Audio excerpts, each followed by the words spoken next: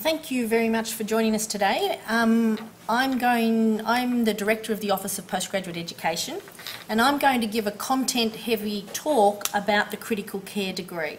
And part of the reason for that is that the handbook, unfortunately, isn't live on the websites yet, but should be soon.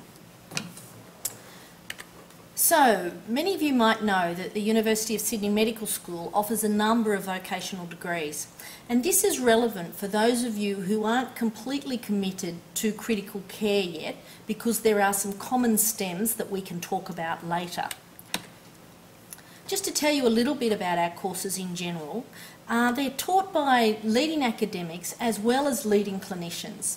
And in particular, this critical care degree is taught by many of the people who run departments or are very important in anaesthetics, intensive care and emergency medicine in our major teaching hospitals. We're also presenting this in a blended learning environment. So most of the content will be delivered online with only some intensive face-to-face time, and I'll give you more details about that in a minute. The educational model we're using is fairly innovative, and we'll be delivering this course on a new learning management system called Canvas, which we hope will be a modern and interactive learning management system that will be easy for you to navigate. And we'll be using videos, podcasts, discussion boards, webinars, as well as interesting teaching experiences in a face-to-face environment. Some of you might have seen this pamphlet, which is on the website, and that gives you a nice snapshot of the degree and the subjects on offer, and that's on our critical care website. Just to give you an overview of how our units of study and degrees are structured, each unit of study is worth 6 credit points and runs over a semester, a 13-week semester. 4 units of study in that stream make up a graduate certificate. So if you want to only do a graduate certificate of critical care medicine, you need to study 4 subjects from the stream-specific subjects. And I'll give you more detail, but basically 6 subjects, graduate diploma, 8 subjects, master, and then if you've met the resolutions to apply for the advanced master, which involves doing very well in your subjects, you can complete an extra 12 units of study in a research project. So this is a busy slide, but it outlines what's required. So as I mentioned in the graduate certificate, to complete the graduate certificate in critical care, you can choose any 4 subjects that are stream specific. So any of these subjects here you can complete to complete a graduate certificate of critical care. If you want to increase that to the graduate diploma, you must also complete the introductory epidemiology unit and 1 other elective, be that a specific, stream-specific elective or a general elective. The Master of Medicine requires you to complete the core unit of intro epidemiology, as well as intro clinical epidemiology, as well as the capstone unit of evidence and ethics in practice, plus 6 other units that are either stream or general electives. So the overall structure of the master degree is as follows. Introduction to clinical epidemiology is common to many of our master programs. Evidence and ethics in practice, the capstone unit, is mostly stream specific, and both of those need to be completed to complete the master program. In addition, you must choose at least 3 stream specific units of study. There's then the option of completing 3 electives. They can be chosen from other stream specific subjects or from our general electives. And I'll come back to that in a little bit more detail. But clinical epidemiology has been commissioned specifically for our master programs. And for those of you who are familiar with the public health degree, this is essentially an introductory epidemiology course for clinicians. And it's aimed at helping you interrogate and participate in the academic literature and teaching you the basics of understanding the literature and hopefully producing some yourself in the future. Importantly, it has been approved by the College of Emergency Medicine as meeting the 410 requirement or the trainee research requirement of the college. This is the only unit of study that is offered face-to-face in daytime tutorials, or it is also available fully online. And there's some details about the assessment. This is also one of the subjects that is offered, and an unusual subject in that it's offered in semester 1 and semester 2. I've taken a number of inquiries from people who have completed part of a Master of Public Health or a Master of Medicine Clinical Epi. If you have done epidemiology methods and uses, you can credit that as an exemption to Introduction to Clinical Epidemiology, but you can't do both subjects. Now, the Capstone Unit is in 3 parts. The first part will be presented by our very prestigious Vellum Unit, Values and Ethics of Law in Medicine, and that will be about the ethics of research and practice. The second part will be about understanding the process of critical appraisal and understanding the key research and milestones that have informed the profession that you're entering. And the details again of the assessment and the face-to-face components are on the slide. Now, many of you are pre-primary and looking at ways to try and improve your chance of passing the primary examination. We've set up 4 units of study designed specifically at the primary examination of the College of Emergency Medicine, the College of Intensive Care Medicine and the Anaesthetic College. Now, we've also set it up so that it fits nicely into a year's study, depending on when you want to sit the primary examination. So if you want to sit the primary examination in the first half of 2016, you might study anatomy and pathology in semester 1 and physiology and pharmacology in semester 2. But if you want to sit it in the second part of 2016, you might come into the basic sciences in the second part of 2015 and start with physiology and pharmacology and then complete anatomy and pathology the following year. What's important is that these lots of 2 subjects have integrated curriculum. So when you're studying the heart in anatomy, you're also studying the heart in pathology, and the same with physiology and pharmacology. The anatomy subject is the only one of the basic sciences that has 3 face-to-face workshops. And they will be very valuable because you'll come into our very well-stocked, well-resourced Department of Anatomy in the Anderson Stewart building that many of you will be familiar with, and get a chance to reinforce your online learning with prosected specimens, with the museum and with models. Pathology, pharmacology and physiology will have a reduced amount of face-to-face time, but we'll have webinars where you'll be able to interact with our teachers. I guess for all you Harrison Fords out there, retrieval medicine is really a very exciting unit of study, and there are 2 of them. The first is the operational environment, which is a prerequisite for the semester 2 second subject in retrieval medicine, which is about clinical retrieval medicine. And we're very excited about these units of study. They're going to be delivered by Associate Professor Cliff Reed and Brian Burns, who are very senior people in this area in New South Wales and in the country. There are also some other stream-specific subjects which I imagine would be of particular interest to the anaesthetists out there. And some of you might have once enrolled in the Master of Medicine and Pain, and you still might do that, but you can now pick up some of these units and credit them to and use them towards a critical care degree. And we've chosen subjects that we think are highly relevant to your specialty. But there's a lot of information about these units of study on the website, and if you follow that link, you'll be able to learn about it. These 3 units are fully online. Communication, consent and ethics we think is going to be an incredibly valuable unit for clinicians. And it's going to be a highly practical unit, and it's going to be delivered by people who are at the front line dealing with crowded emergency rooms, dealing with busy operating theatres, who are trying to balance all the requirements of patients, patient carers, hospital systems, limited resources.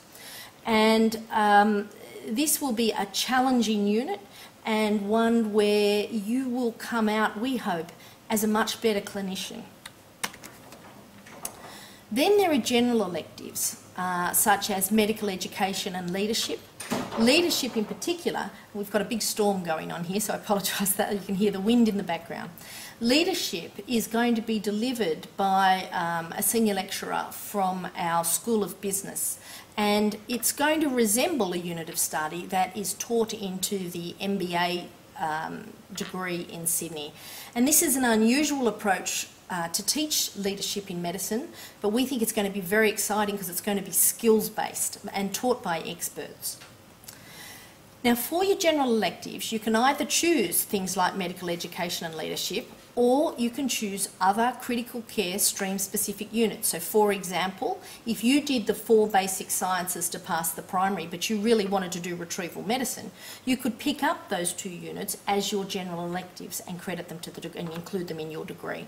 You could also do other stream-specific units from other streams, such as metabolic health or paediatrics. I guess there's one unit of study that I would highly recommend to you, and it's a new unit that's been rolled out next year called Diabetes Management from Metabolic Health. That's been led by Professor Steve Twigg, who's head of the endocrinology department at Prince Alfred and holds a chair in endocrinology at the university. It's going to be a very high quality unit of study. Given that 1 in 4 patients admitted to hospitals in Australia now have diabetes, I guess I'm hoping that many of you will consider taking this unit of study as one of your general electives, because the endocrinology registrar is simply not going to be able to get to all your patients. Now, importantly, I just want to quickly run through our position with the colleges. First thing to say, and I'm delighted to say, as I did earlier, that Introduction to Clinical Epidemiology is now approved by the College of Emergency Medicine as fulfilling the trainee research requirement. We are hoping that our Capstone unit will attract the same status, but this is still under consideration by the college. As a contingency plan, you are able to take up Introductory Biostatistics, which is already approved by the College of Emergency Medicine. So if you enrolled in the degree and did Introduction to Clinical Epidemiology and did Introductory Biostatistics, you will have fulfilled the requirements of the trainee research requirement. The College of Anaesthetists has approved the degree for the Scholar Roll B, the Scholar Roll option B, provided that you complete the Introductory Clinical Epidemiology and the Capstone unit. The College of Emergency Medicine has approved the advanced option to fulfil the requirements of the formal project. So why would you do these degrees? We think you might do them to stand out from your peers. We all know it's a very crowded and competitive job market out there. We hope that this will help you meet college training requirements, as I've just outlined, and we're hoping it will prepare you for college examinations. I just want to emphasise that this is not a promise to pass the primary examination, but we think this will give you a very good grounding to attempt the primary examination. We also think that you'll gain insight from leaders in your field and you'll get to know them, and that you might broaden your skill base with things like clinical leadership and medical education.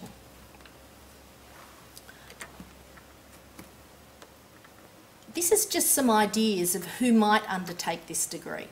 So for those of you who want to prepare for the primary examination, you might start the degree, depending on what year you want to do it in, but you might start the degree by completing the 4 basic sciences, take 6 months out of the degree to finish your study and to sit the primary examination, then come back and complete your master degree.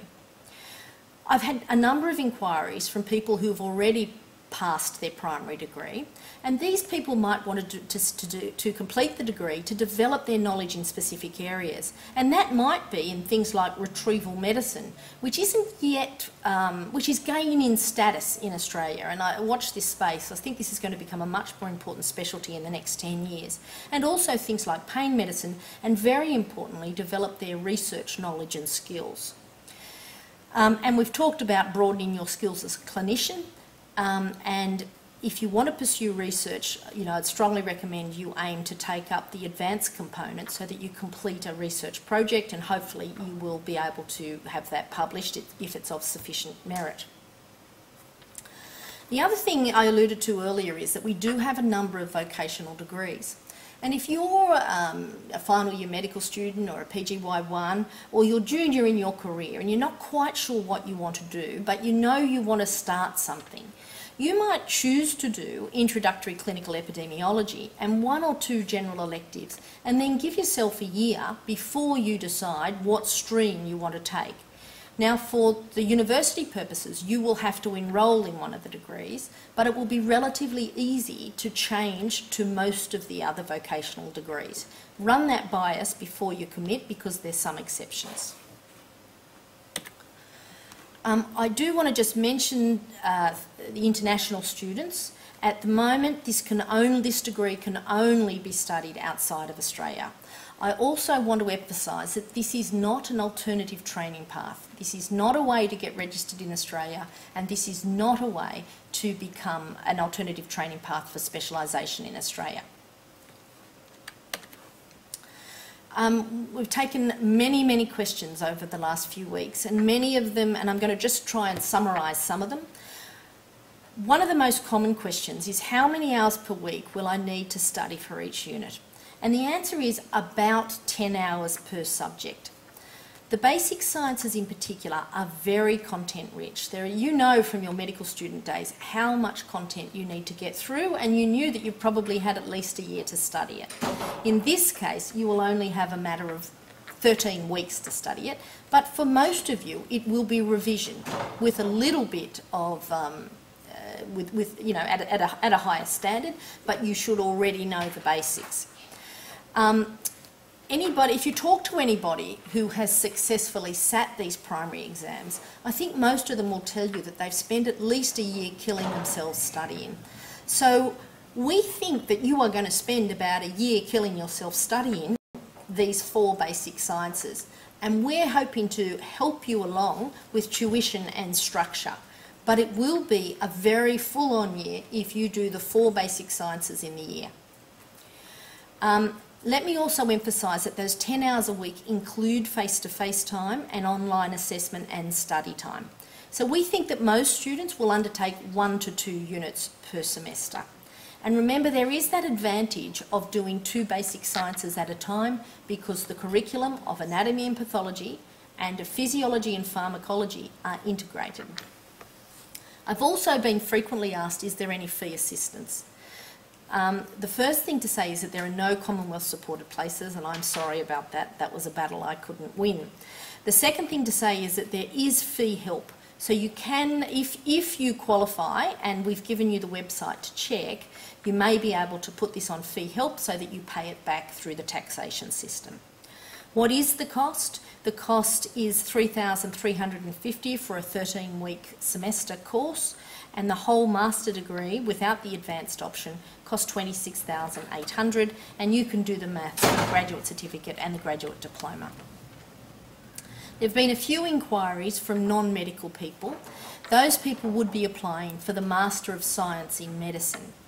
At this stage, we don't have any specific units that have been developed for non-doctors, but there are several units of study that would be of interest to non-doctors. In the future, we hope to add to our stream-specific units, particularly for people like paramedics and nurses. So within the next year, we hope to have some units that would interest those cohorts. In the meantime, if you are one of those people, you might again take up those general electives, just choose the stream-specific units that are of interest to you until those other units appear. But again, I can't make any promises about that. To enrol in the Master of Medicine, you need a medical degree. And this is a very complex slide that basically summarises the face-to-face components and the assessment. All these slides are already available on the website. They went up today. We're going to take questions now.